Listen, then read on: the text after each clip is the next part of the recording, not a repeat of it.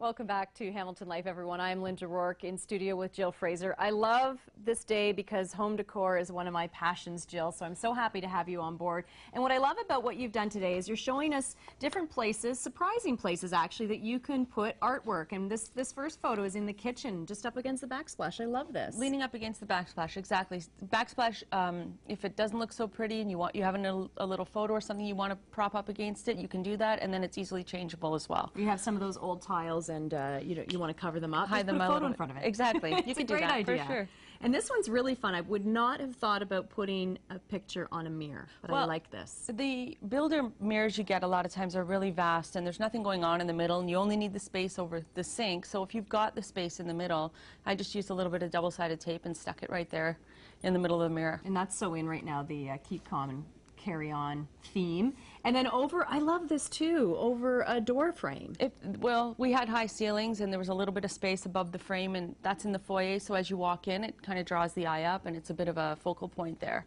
And you can really do this inexpensively. You don't have to go out and, I mean, because to have things professionally framed, you know, it can be really expensive. Really And expensive. the odd piece I can see doing that for, but just for some of the fun stuff around the house, probably not so much. I love what you've done with this. I mean, this is so much color. Well, this is just the cover of the House Beautiful magazine. I happen to really like the colors in it. It kind of goes with my decor, so I figured I could frame it, and then it's inexpensive and it looks works. good. Right. Yeah, I mean, these frames you can pick up just about anywhere, and they're not costly. Not at all, no. And then I love this too, because what you've done with this bigger one here is for a children's room.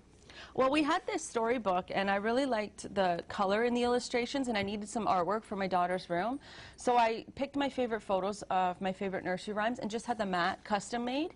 So the frame is from IKEA, and the book was fairly inexpensive. I mean, you buy a book and there's loads of images in it, and then you just get the mat made, and it becomes fairly inexpensive, and you can hang a few in the room, and it looks cute for a kid's room. Oh, it looks really great. I love that idea, and having the mats cut, which you could also do with something like this. You brought in some postcards of some of the places. You know, this is Sauble Beach. It used to go with your parents, and now you take your family. Exactly. And you can take postcards like this and also have a mat made and put them into a bigger frame if you wanted to. That, or individual frames with big mats, and then you could hang them gallery style along a hallway or something. And I always feel that artwork should be personal, and I feel like it should speak to you, and then it should mean something to you, so that way you're going to want to keep it in the house for a long time. And a lot of us like to do the family art, or not art, family photos up on the wall. And I do that in my upstairs hallway because I feel it's for us to see, not for everybody else coming to visit us. Right. And what are some of the points and tips you can give on that? How do you make that look good?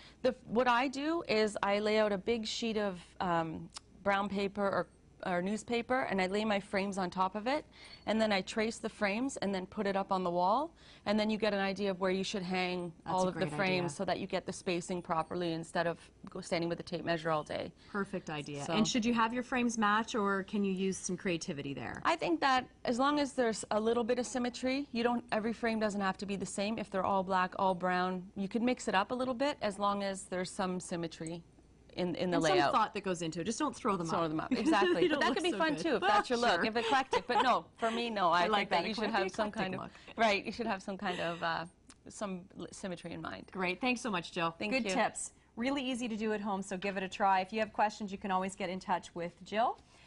You've got Jill at houseoffraserdecor.com, website houseoffraserdecor.com, and we'll see her again